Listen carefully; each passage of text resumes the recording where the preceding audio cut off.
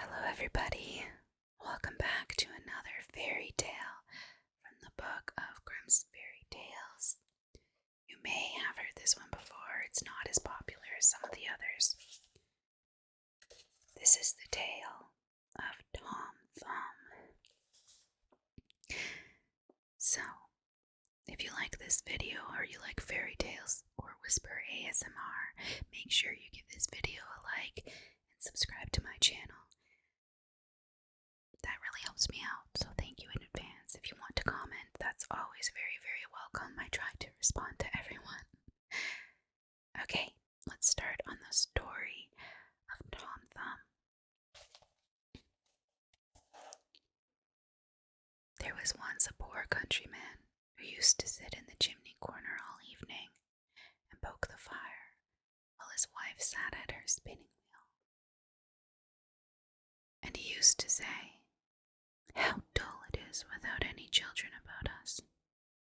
Our house is so quiet, and other people's houses so noisy and merry." "Yes," answered his wife, and sighed. "If we could only have one, and that one ever so little, no bigger than my thumb, how happy I should be." It would indeed be having our heart's desire. Now it happened that after a while, the woman had a child who was perfect in all his limbs, but no bigger than a thumb. Then the parents said, "He is just what we wished for, and we will love him very much." And they named him according to his stature, Tom Thumb. And though they gave him plenty of nourishment, he grew no bigger, but remained exactly the same size as when he was first born. And he had very good faculties, and was very quick and prudent, so that all he did prospered. One day his father made ready to go into the forest to cut wood, and he said as if to himself, "Now, I wish there was someone to bring the cart to meet me." "Oh, father," cried Tom Thumb, "I can bring the cart. Let me alone for that, and in proper time too." Then the father laughed and said, "How will you manage that?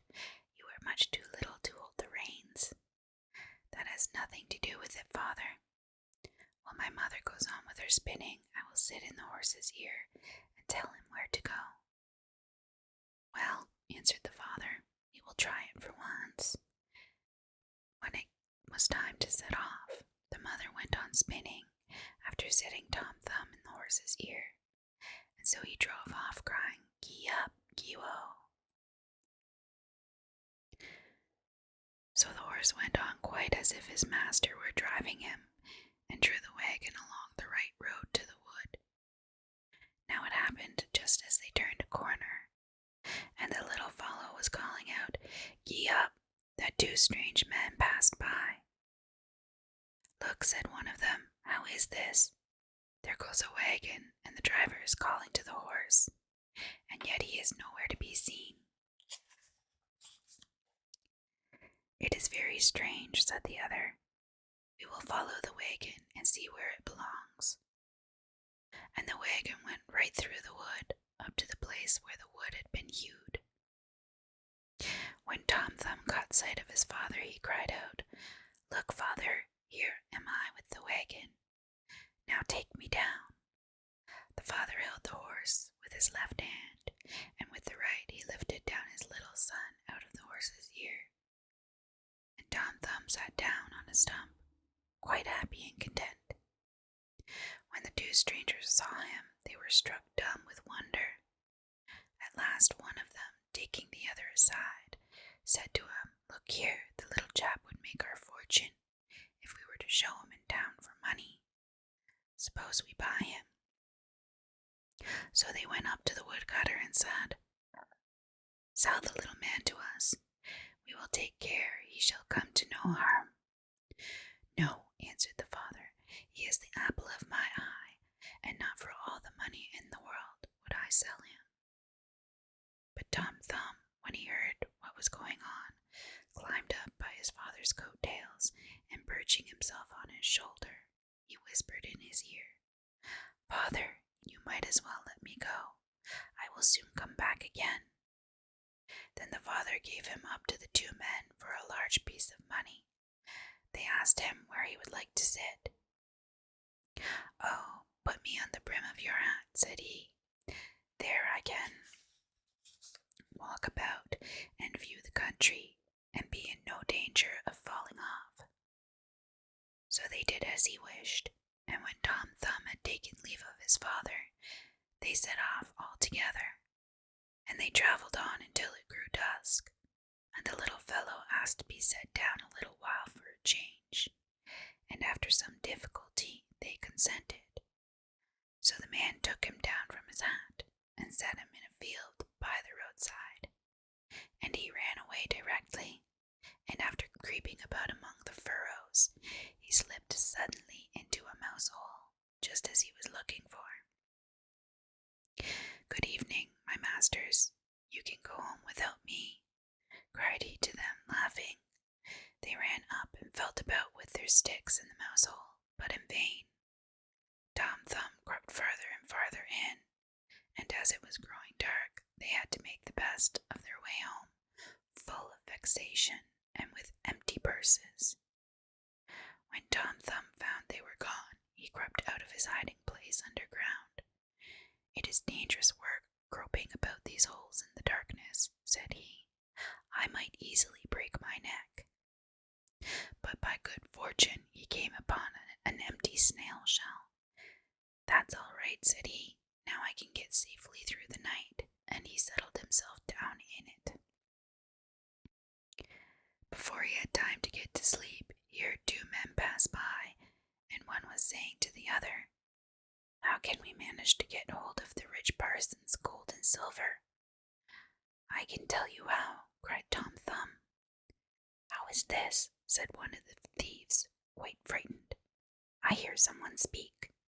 So they stood still and listened, and Tom Thumb spoke again. "Take me with you. I will show you how to do it." "Where are you then?" asked they. "Look about on the ground and notice where the voice comes from," answered he. At last they found him and lifted him up. "You little elf," said they, "how can you help us?" "Look here," answered he.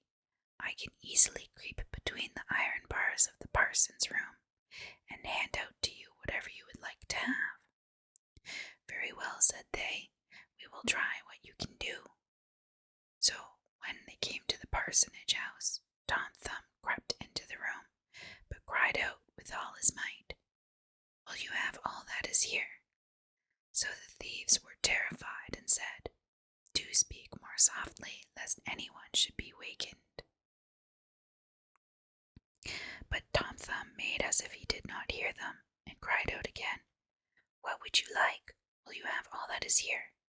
So that the cook, who was sleeping in a room, heard it, and raised herself in bed and listened.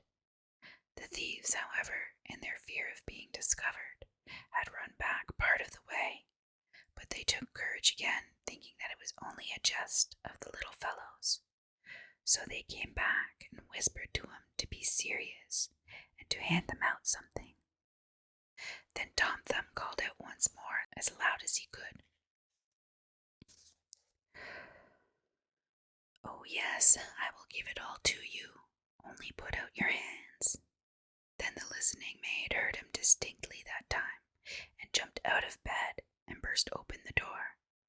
The thieves ran off as if the wild huntsmen were behind them, but the maid, as she could see nothing, went to fetch a light, and when she came back with one, Tom Thumb had taken himself off, without being seen by her, into the barn, and the maid, when she had looked in every hole and corner, and found nothing, went back to bed at last, and thought that she must have been dreaming with her eyes and ears open.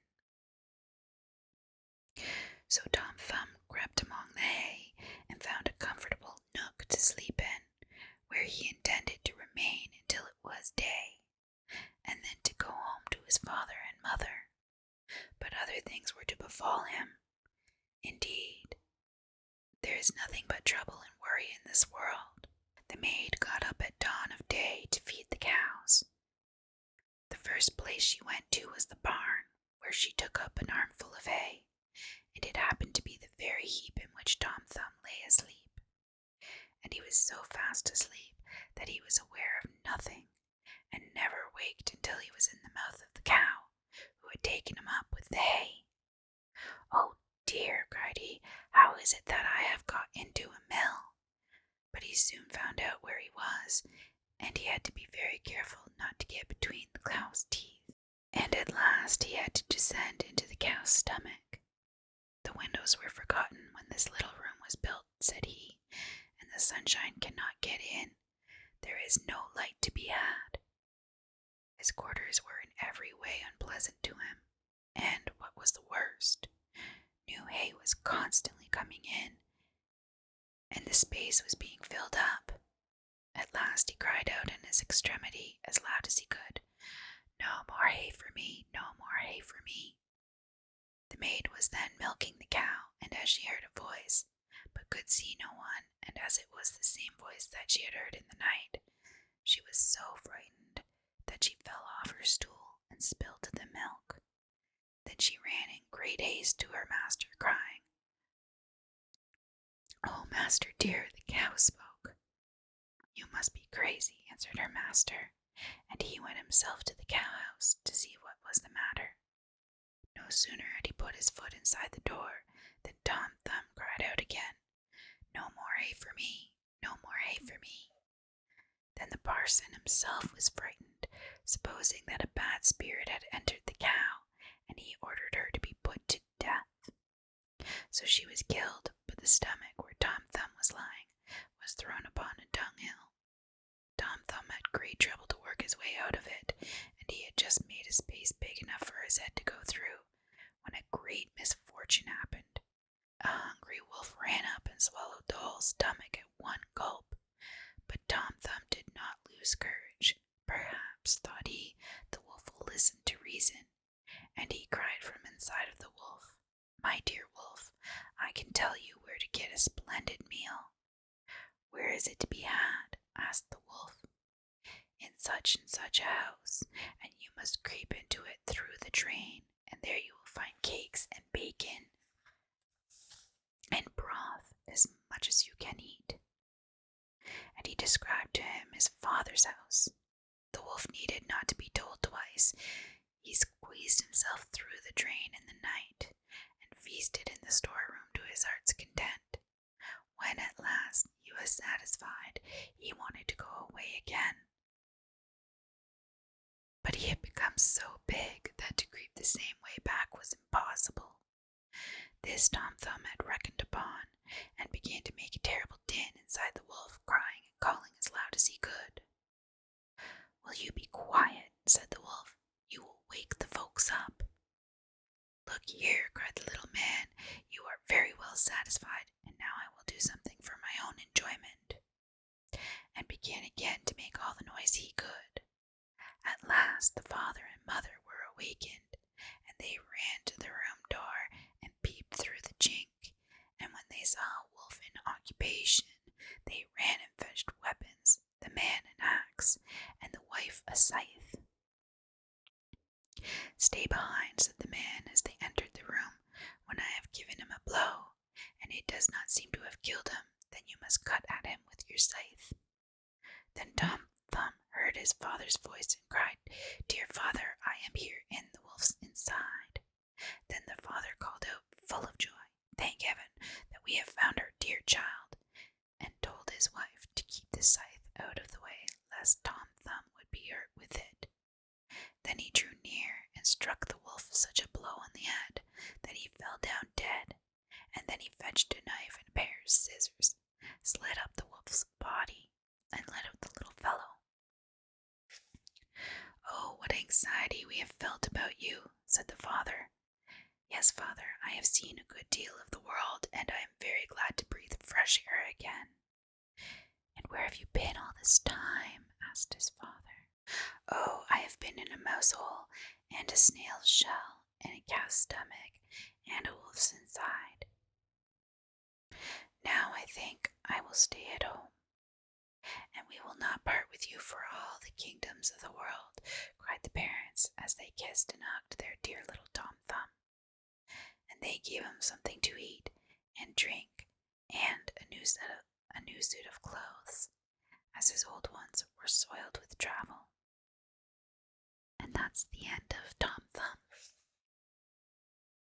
An interesting story, isn't it? The next story is actually more about Tom Thumb, and it's called Tom Thumb's Travels. But that's all for today. If you enjoyed that story and or enjoyed ASMR whispering, make sure to give this video a like and my channel a subscribe. And I will see